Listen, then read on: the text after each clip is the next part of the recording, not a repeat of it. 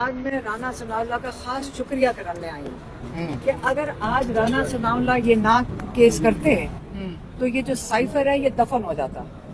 اور رانا ثناءاللہ کے کیس کی وجہ سے یہ جو سائفر ہے یہ پاکستان کی تاریخ میں جائے گا۔ اس کے اندر سارا جو بیانات ہیں،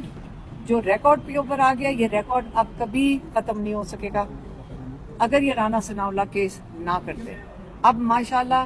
ہر چیز ریکارڈ پہ آ گئی ہے۔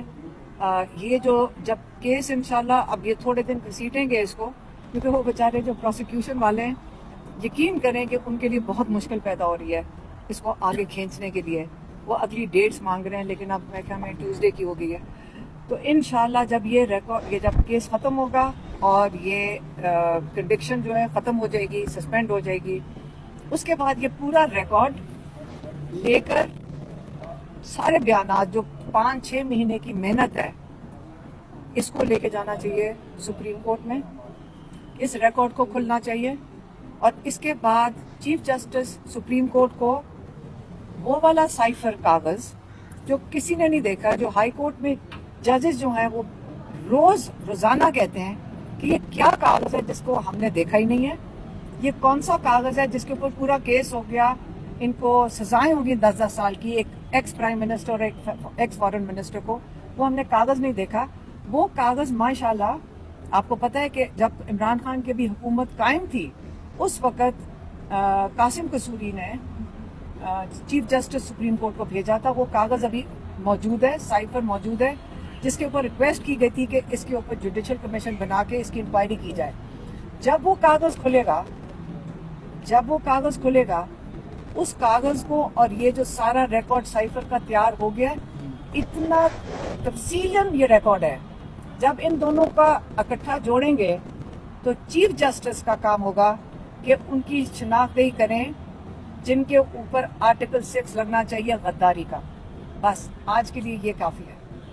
علیمہ خان، ایک سوال لیجیے گا۔ خان صاحب کہتے ہیں کہ اگر بشریٰ بی بی کو کچھ ہوتا ہے تو میں عاصم منیر کو نہیں چھوڑوں گا، تو کیا عاصم منیر صاحب کچھ کر رہے ہیں ان کے خلاف، یا اس میں ان کی انوالومنٹ ہے، یا خان صاحب کا غصہ ہے؟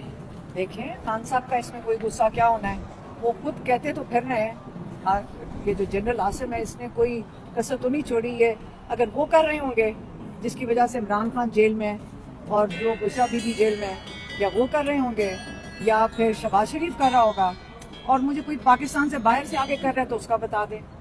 شہباز شریف ہوگا یا مریم نواز ہوئے گی یا عاصم منیر ہوگا، اور کون کر رہے گی سارا تماشا جو ملٹری جیل میں ہو رہا ہے،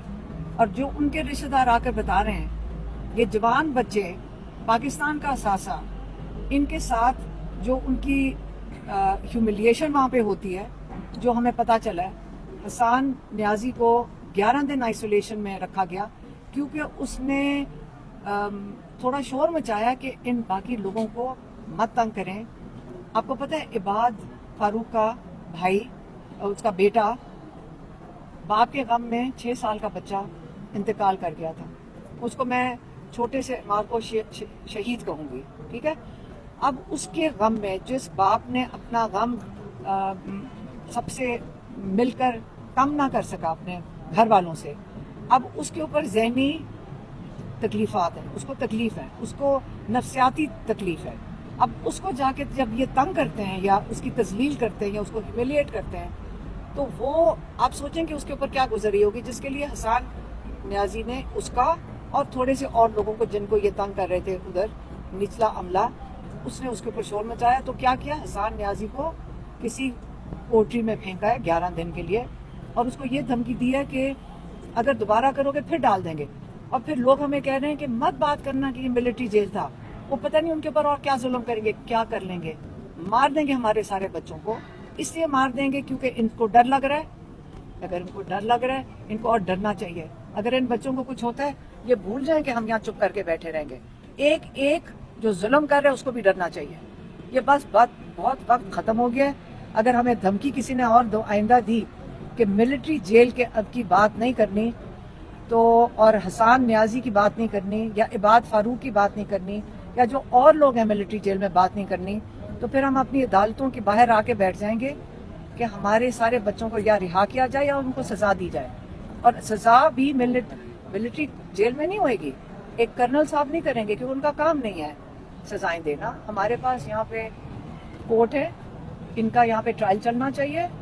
یہ جتنے بھی ہیں ان کا ایویڈنس سامنے آنا چاہیے, بتائیں کہ کیا وجوہات ہیں, بتائیں سی جو کیمرہ فوٹیج ہے وہ دکھائیں. یہ سارا کچھ اب ہم بھی یہاں بیٹھ کے لا کافی سمجھ گئے ہیں. ان کورٹس میں لے کر آئیں, ہائی کورٹ میں لے کر آئیں, ہم بھی سنیں گے اور آپ بھی سنیں گے. اور انشاءاللہ ان بچوں کو کچھ نہیں ہونا چاہیے.